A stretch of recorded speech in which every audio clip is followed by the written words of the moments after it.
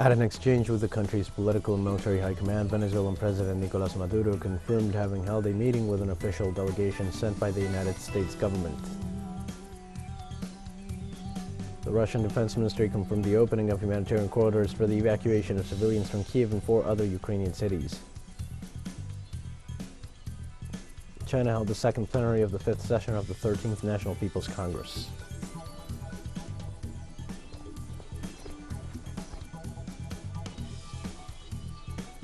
Hi, this is from the South. I'm your news anchor, Dio Martin, from the Telesur studios in Havana. We begin with the news. At an exchange with the country's political and military high command, Venezuelan President Nicolas Maduro confirmed having held a meeting with an official delegation sent by the United States government.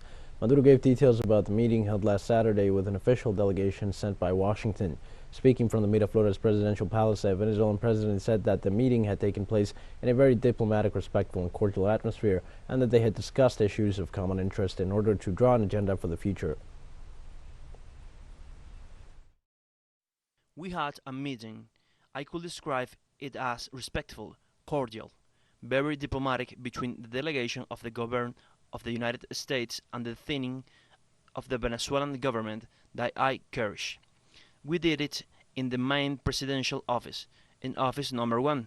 There were the flags of the United States and Venezuela, and the 2 united flags looked beautiful, as they should be. We had almost 2 hours talking. Argentinian Minister of Economy Martín Guzmán and Chief of Staff Juan Mansur presented the pre-agreement to be endorsed by the National Congress to refinance Argentina's debt with the International Monetary Fund for $45 billion as parliamentary debate on the deal began. This is a program that we consider to be meant for recovery and a program to reduce inflation, and therefore we want to comply it, and our commitment is to effectively achieve it. The support of a National Congress will be decisive to act in a way that strengthens our republic and strengthens us as a republic. It will strengthen us as a nation state, and we will be able to stand up as a stronger nation state in the world. This is our task and our responsibility to avoid, through dialogue, discussion, and constructive contribution, a scenario of generalized default for Argentina. On Tuesday, March 8th, countries around the world commemorated International Women's Day, a day that highlights the political, socio-economic, and cultural achievements and struggles of women. The celebration is linked to the first women's demonstrations that took place at the beginning of the 20th century, mainly in the United States, in which they sought to obtain the right to vote and to improve their working conditions. One of the major incidents that highlighted the unfavorable conditions under which women worked at the time was when a shirt factory in New York caught on fire on March 25, 1911, claiming the lives of 123 women and 23 men.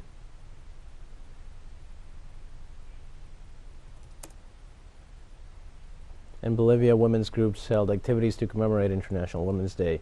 The mobilized citizens gathered this Tuesday from early hours in the Murillo Square, located in the center city of La Paz. In the framework of the date, they demanded justice and denounced a delay in the outcome of the criminal proceedings of those who have been sentenced for rape, gender violence, or femicides, and who have been released. The women called on President Luis Arce to join these mobilizations. The march was called by the collective Mujeres Creando, Women Creating, in the framework of various acts prior to the date that took place this Monday at the Murillo Lighthouse in the city of El Alto, from where they marched to the Departmental Court of Justice at La Paz to demand justice and that there is no longer impunity for those responsible.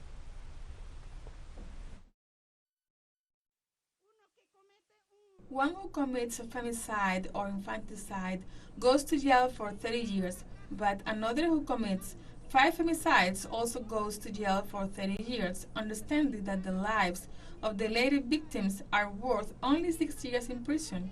I ask myself, and I ask the Bolivian population, is this justice? The answer is no, my sisters. But what do we do if the Article 118 of the political constitution of the state only allows 30 years in prison? We, by means of a resolution, ask that they look for a mechanism with these proposals, that they look for a constitutional mechanism to correct this fact. Women in several parts of Colombia also took to the streets, not only to celebrate International Women's Day, but also to demand their rights. Now, women in Cúcuta made artistic displays, workshops, and gathered women entrepreneurs who made and exhibit their products. In Antioquia, the students of a high school institute held a sit-in to denounce gender-based violence and sexual harassment inside the institution. According to independent local media, the anti-riot police repressed a celebratory march in Medellin. The law enforcement threw stun bombs at the demonstrators who had been marching in joy with music and slogans. Social organizations denounced that in 2021, 622 femicides were reported in Colombia and over 55 so far in 2022.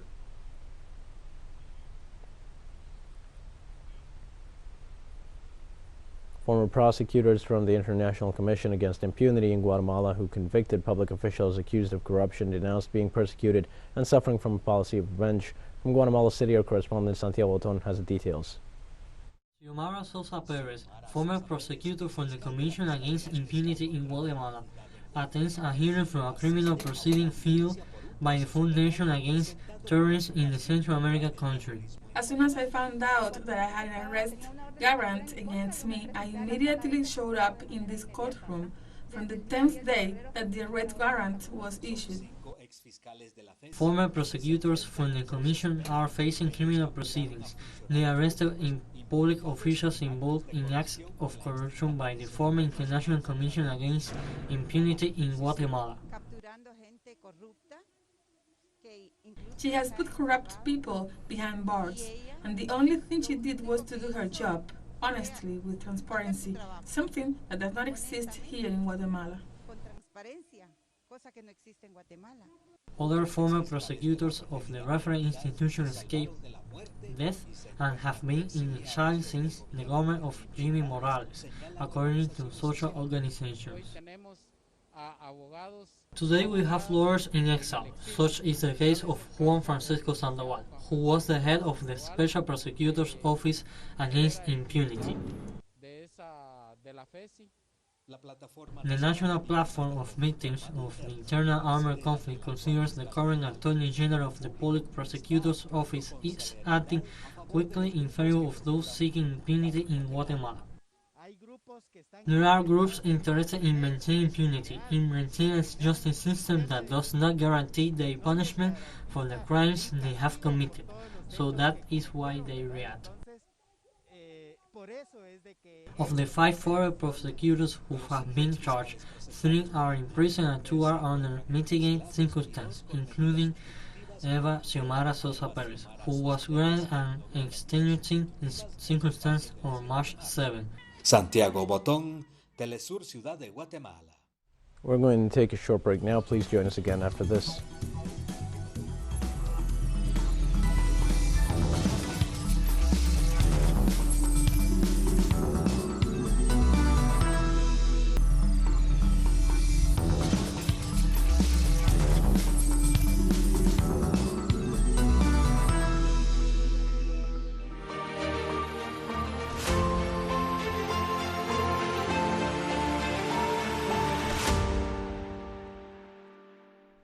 Hi, and welcome back to From the South. The Russian Defense Ministry confirmed on Tuesday the opening of humanitarian corridors for the evacuation of civilians from Kiev and 4 other Ukrainian cities. Major General Igor Konashenkov reported that from 10 o'clock Moscow time, a regime of silence is declared and humanitarian corridors are established for the safe evacuation of civilians from Kiev, Chernobyl, Sumy, Kharkiv, and Mariupol. Ukrainian Deputy Prime Minister Irina Vereshchuk confirmed a 12-hour ceasefire in the humanitarian corridor from Sumy to Poltava. She also urged Russia to authorize and notify the International Committee of the Red Cross of the evacuation of civilians along other humanitarian corridors from Volnovasha and Mariupol to Zaporizhia, as well as from Kiev and Kharkiv to western Ukraine. And on Tuesday, United States Sub-Secretary of State for Political Affairs Victoria Nuland said her government is working to close loopholes related to cryptocurrency sanctions so that it can take action against Russia. Nuland added they are consulting with her European allies on how to do more together. Besides, she expressed the United States ordered each of its ambassadors to try to influence the countries in which they are based to join the sanctions against Russia in response to the military operation in Ukraine. During a Senate hearing on Ukraine, Nuland detailed further saying the U.S. is pressuring every country it trades with at the presidential and secretarial levels and at all levels in the department. And ambassadors have been instructed to work with their host countries to try to get them to condemn Russia.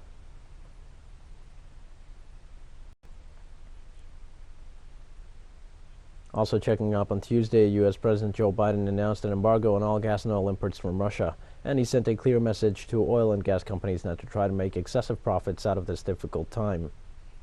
I made it clear The United States will share in the responsibility of caring for the refugees so the costs do not fall entirely on the European countries bordering Ukraine. We understand Putin's war against the people of Ukraine is causing prices to rise. We get that. That's self-evident. But, it's no excuse to exercise excessive price increases or padding profits or any kind of effort to exploit this situation or American consumers, exploit them. Russia's aggression is costing us all, and it's no time for profiteering or price gouging. The United Kingdom is joining the United States in announcing a ban on imports of Russian oil. Business Secretary Kwasi Kwarteng said oil and derivatives products from Russia will be phased out by the end of the year. He said the transition period strikes a good balance between eliminating reliance on Russian oil, but also allowing people in the market to adapt to the removal of Russian imports, which account for 8% of United Kingdom's demand.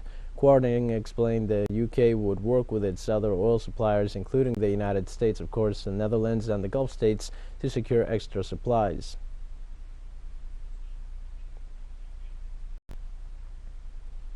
United States companies Coca-Cola, PepsiCo, Starbucks, and McDonald's have all suspended operations in Russia. In a brief press release, Coca-Cola noted the suspension of its operations in the country.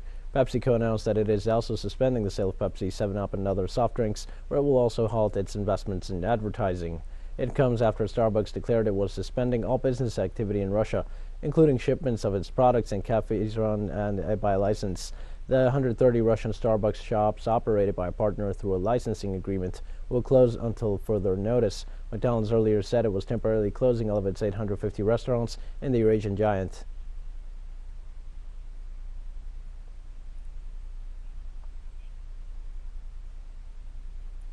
In a statement published on the company's website, the Unilever CEO Alan Jope said that we have suspended imports of our products from Russia and exports to Russia. We will stop spending on media and advertising. We will not invest in the country.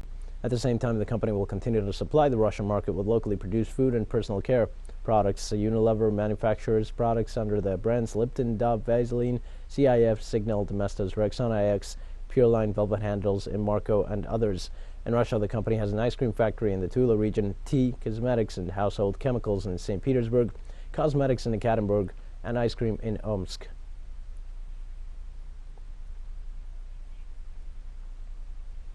On Monday, in his televised address to the nation, Pakistani Prime Minister Imran Khan announced new exchanges between his country and Russia. According to the Prime Minister, Pakistan will import 2 million metric tons of wheat from Russia despite international sanctions imposed on Moscow over its military operation in Ukraine. Khan further said Islamabad will also import natural gas from Moscow.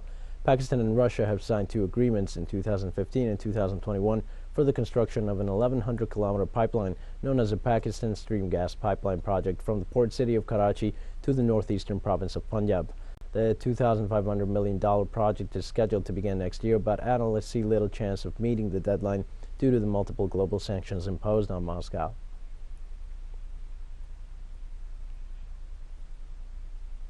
And China requested United States authorities for details about the Washington-financed biological laboratories on Ukrainian territory. Beijing requests that, among other data, information on the types of viruses stored and the research carried out by these entities be made public. Foreign Ministry spokesman Xiao Lijian made an official statement about the issue. It is reported that those biolabs store a large number of dangerous viruses. During Russia's military operation, it is also found that the U.S. is using those facilities to conduct biological militarization activities. According to data published by the U.S., America has 26 biolabs in Ukraine, which are under absolute control of the U.S. Department of Defense. All the dangerous viruses in Ukraine must be stored in those biolabs, and all the research activities should be led by the U.S. Without U.S. permission, no information should be disclosed. We have more news coming up after a final short break. Please stay with us.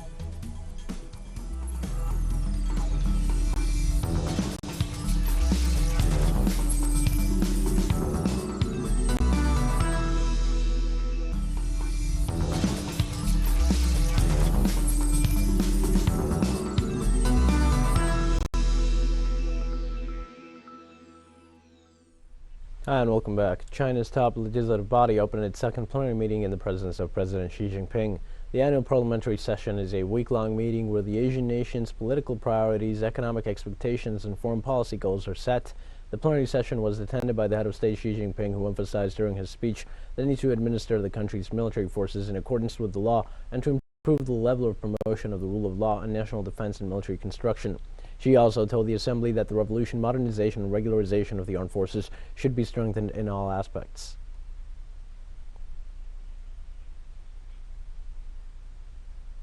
On Tuesday, the people of China are celebrating International Women's Day. The celebration is taking place with cultural activities across the nation. In provinces such as Yunnan, more than 300 women displayed traditional clothing through a fashion show thanks to an association focusing on Cheongsam. In Rongxiang County of Guizhou Province, some colors were displayed during an embroidery competition where many women participated. Also, a large number of locals participated in a lot of activities in parks with games and sports challenges that helped to create a festive atmosphere.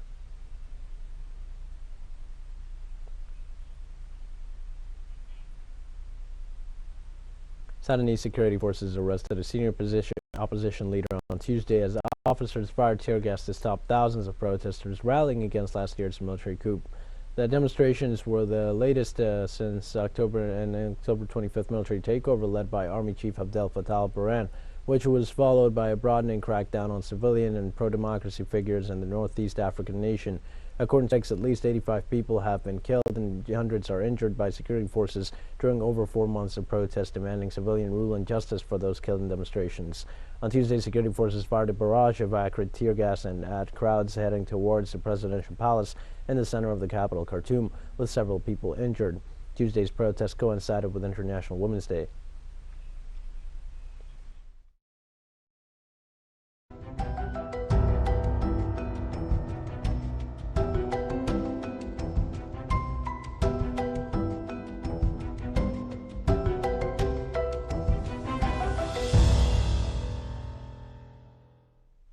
The South Korean government declared cities of Gangneung and Donghae as a special disaster area following the forest fire that affected the east coast of the country.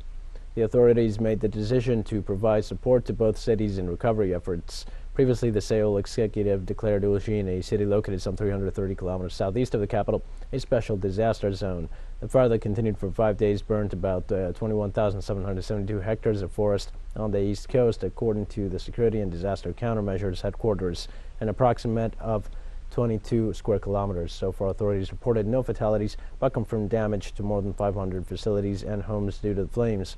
More than 7,300 people were evacuated earlier in the day.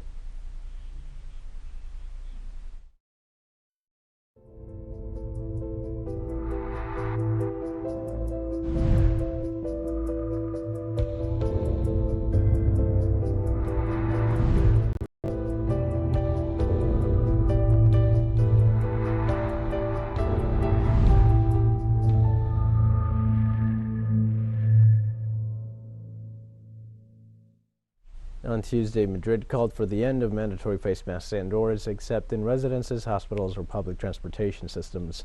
The Ministry of Health of Madrid requested that masks should no longer be mandatory indoors whenever the epidemiological situation so allows, and should only be maintained in environments with vulnerable people such as nursing homes, hospitals, and public transportation.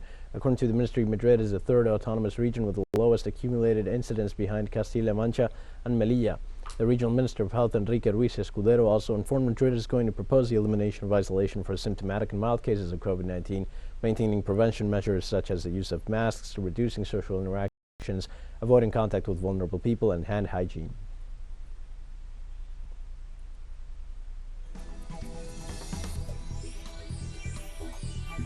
Now we've come to the end of this news brief. Remember, you can find these and many other stories on our website at Tell Us Our English. You can also join us on social media for all the latest news. We're on Facebook, Twitter, Instagram, and Telegram. For Tell Us Our English, I'm Gil Martin. Thanks for watching.